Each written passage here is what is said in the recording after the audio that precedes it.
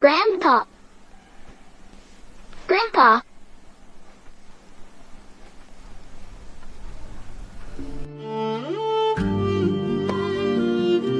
Grandpa.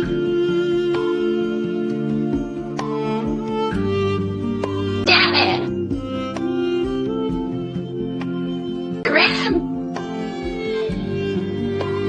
Does hearing these calls of Grandpa pull at your heartstrings? How long has it been since you last called out for your grandpa like that? This film, released in 2012, moved countless left-behind children to tears at the time. Some even wept from the opening credits to the very end, because every single frame reflects their most authentic life experiences. It's not recommended for those who cry easily, but if you really want to watch it, tag your best friend to suffer through the tears with you. Without further ado, let's begin the reading, boy. The young protagonist Kaize is 9 years old. Driven by the hardships of life, Kaize's parents had to leave home to work in the big city. Before leaving, his mother left 20 yuan by the bedside. Then, with a heavy heart, she departed. Kaize woke up to find his parents gone without even dressing. He ran out after them. But by the time he reached the village entrance, the bus had already pulled away, leaving him to stand there shouting helplessly.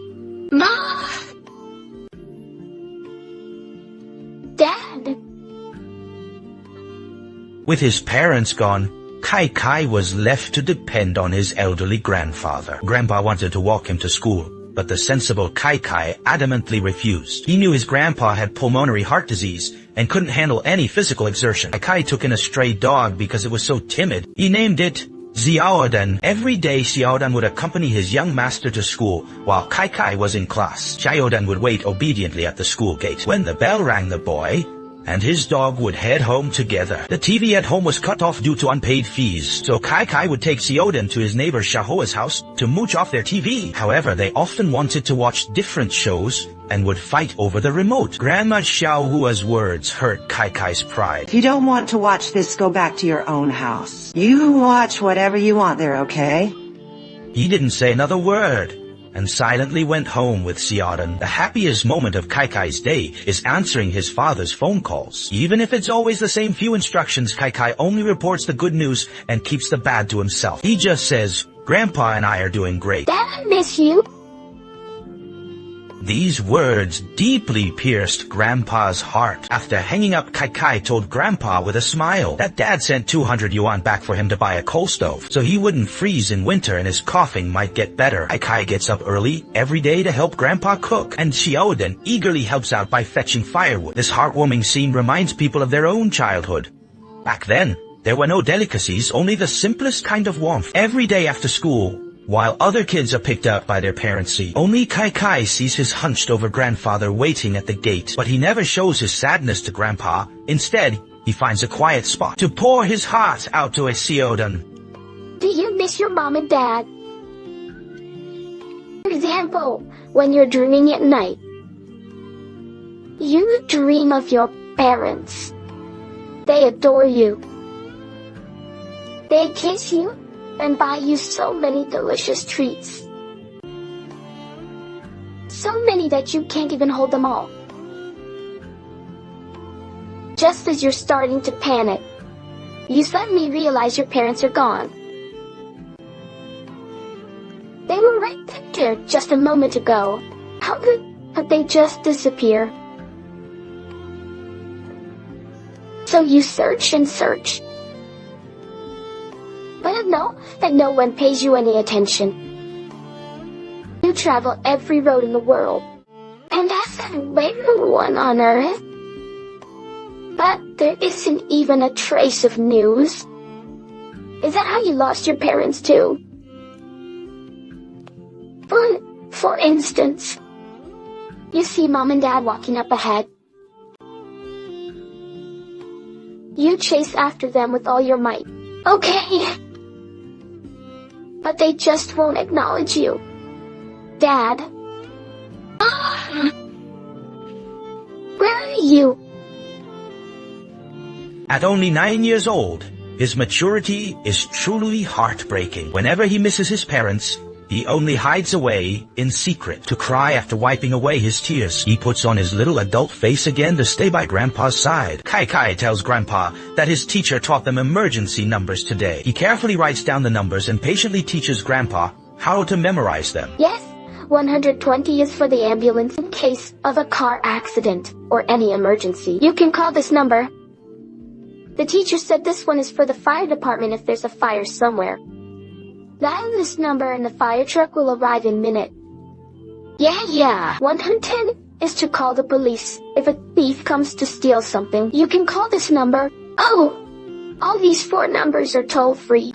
Just because they're free doesn't mean you can call them for no reason. You have to be responsible, right? Then he tapes the numbers to the wall, fearing Grandpa might forget. After the 200 yuan arrived, Grandpa immediately bought a coal stove. They start a fire in the room while warming themselves by the flames. They roast sweet potatoes wrapped in a sense of warmth. Life is simple, yet full of happiness. Kai then tells Grandpa he wants to sleep in the east room instead of sharing a bed with him. Do you think Grandpa is dirty? In fact, the real reason is that Grandpa won't let Xiaodan on the bed. He can only play with Xiaodan if he has a room all to himself. Late at night, Grandpa went to the east room to tell Kai to sleep early and not stay up too late. Kai hugged Xiaodan and said, "Grandpa, sleep well tomorrow. I'll wake you up after I've made breakfasty." Grandpa was overjoyed and praised Kai for acting more and more like a little adult. The next day, Kai went to the kitchen to cook before dawn. Once it was ready, he told Xiaodan to go call Grandpa for breakfast. But after Xiaodan barked for a long time, Grandpa still didn't respond. The dog got anxious and barked frantically toward the kitchen. Hearing the barks, Kai ran out quickly, thinking someone was bullying Xiaodan. He looked around with a stick until Xiaodan bit his pant leg and dragged him toward Grandpa's room. That's when Kai panicked. He rushed into the room and found that Grandpa had carbon monoxide poisoning. Terrified, he immediately dialed 120 for emergency services. Once Grandpa's condition had somewhat stabilized, Kai ran home like mad to call his father, but his father's phone was switched off. Since Grandpa still needed care at the hospital, Kai grabbed a thermos and jogged all the way back to the hospital. At the hospital, seeing medical staff crowded around the bed, Kai feared the worst, but fortunately, Grandpa woke up. Grandpa. Grandpa. Yeah. He took Kai's hand and said weakly, "I'm not afraid of dying, I'm just afraid that if I'm gone, how will you survive all on your own?" Sensible Kai lowered his head and kowtowed deeply to the doctors, thanking them for saving his grandfather. This scene moved all the medical staff present to tears. After returning home, Kai strictly followed the doctor's orders and gave Grandpa his medicine. Grandpa told Kai that from then on, they should never use the coal stove indoors again, or they'd risk carbon monoxide poisoning. Rather save the money meant for coal to pay the TV bill instead. Since then, Kai would sit in the room and read every night. Grandpa would lean back and listen, while Xiaodan lay at their feet. The boy, the old man, and the dog together formed a most heartwarming scene. As days passed, winter arrived quietly with heavy snowfall. The cold was biting, and Grandpa's pulmonary heart disease grew increasingly severe. Yet, when calling his father, Kai still only reported the good news as usual, saying Grandpa was doing well so they could work away from home without worry. One morning, while Kai was lighting the stove to cook after washing the vegetables, Xiaodan suddenly rushed in, biting his trouser leg and frantically pulling him out. Kai instantly sensed something was wrong and ran toward Grandpa's room like mad. Seeing Grandpa lying motionless on the bed, his first thought was carbon monoxide poisoning, but the coal stove wasn't even lit. Kai kept calling out for Grandpa, calling over and over again, but there was no response. He realized then that Grandpa had left him forever. Sobbing, crying. Sobbing. Whimpering. Grandpa.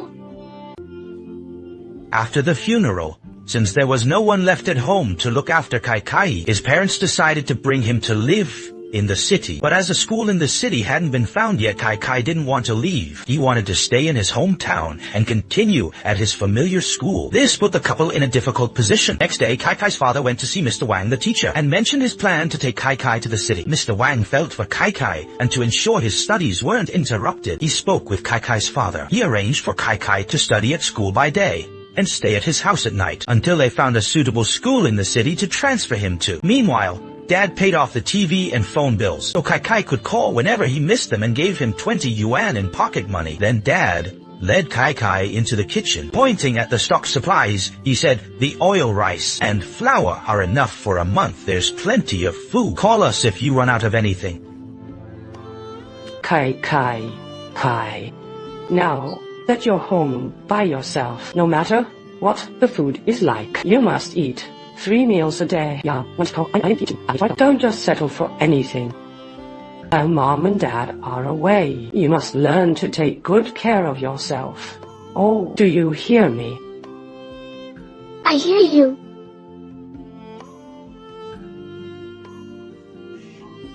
His parents left the next day looking at the meal his mother had prepared before leaving. Kai had no appetite at all. After school, Kai went home with teacher Wang, but when night fell, he told the teacher he couldn't sleep there and wanted to go back to his own house. Kai returned home with Xiaodan, but he was only 9 years old. Facing the empty, cold house alone, he was filled with fear and hesitated to even step inside. Just then, his neighbor Xiaohua came over to talk to him. Mother Kai grandma said if you're scared at home, you can sleep at our place. I promise I won't fight you for the remote anymore. I have plastic toys you can play with whenever you want. Thank you. So do you agree? Unknowingly, Kai fell asleep on the sofa in the middle of his sleep. He was jolted awake by a nightmare. Panic instantly overwhelmed him. He rushed to the phone and dialed his father's number. The call went through, but he couldn't say a word. He just stood there, tears streaming down his face. The next day, his worried father rushed back from the city. The moment he saw his son, he broke down instantly. Kai sat on the cold stone steps holding a hard, dry, steamed bun, washing it down with ice-cold water. A parent would be heartbroken to see this. Holding back his tears, Dad walked up behind Kai. Kai's dad.